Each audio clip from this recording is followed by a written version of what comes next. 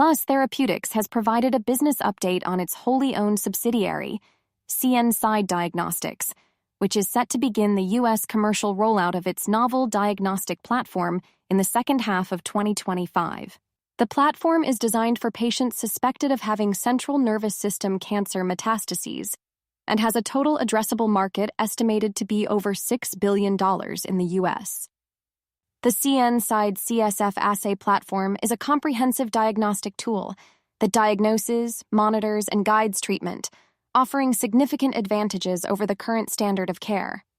According to the company, the platform has demonstrated high sensitivity and specificity, influencing treatment decisions in 90% of cases.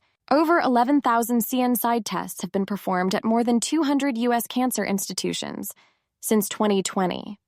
Ascencore Diagnostics has established infrastructure to support a scalable and centralized testing laboratory in Houston, Texas, and has been executing on its commercial market access strategy. The company anticipates introducing the Ascencore platform first in Texas in the second half of 2025, followed by expansion into additional states.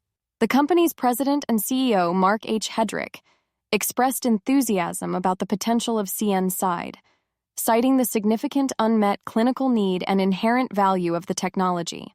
Russ Bradley, Ascencore Diagnostics president and general manager, believes that Ascencore is uniquely differentiated in providing physicians with superior tools for detecting and characterizing metastatic cancer cells in the central nervous system.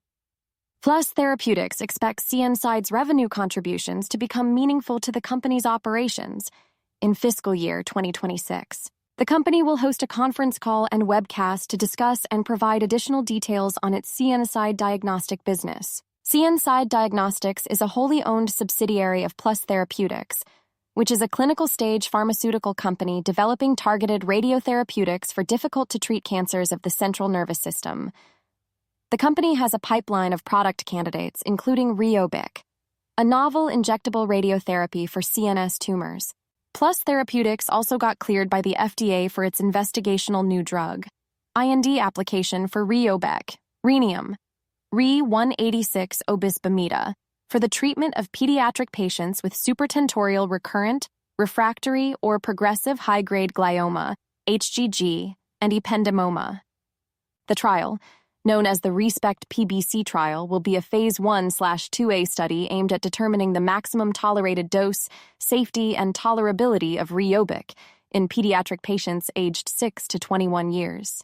The trial is funded by a $3 million research grant from the U.S. Department of Defense and will enroll children with HGG and ependymoma, rare and aggressive brain tumors with limited treatment options and poor prognosis. According to Dr. Ashley S. Plant, principal investigator for the trial, Rheobic has the potential to make a significant difference in patients' lives and improve outcomes. The Phase 1/2A trial will consist of two parts: a dose escalation phase to establish the maximum tolerated dose and recommended Phase 2 dose, and a Phase 2A phase to assess efficacy. The trial will use convection-enhanced delivery, CED, to deliver Rheobic directly into the tumor, bypassing the blood-brain barrier.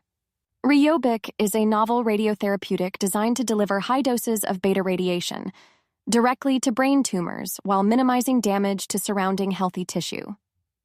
The company believes that Rheobic has the potential to improve outcomes for patients with aggressive and difficult-to-treat brain cancers. Mark Hedrick, president and CEO of Plus Therapeutics, expressed excitement about the FDA clearance, citing the company's track record in safely administering Rheobic in adult patients with central nervous system cancers. He expects Rheobic to offer much-needed hope to children with aggressive brain cancers and their families.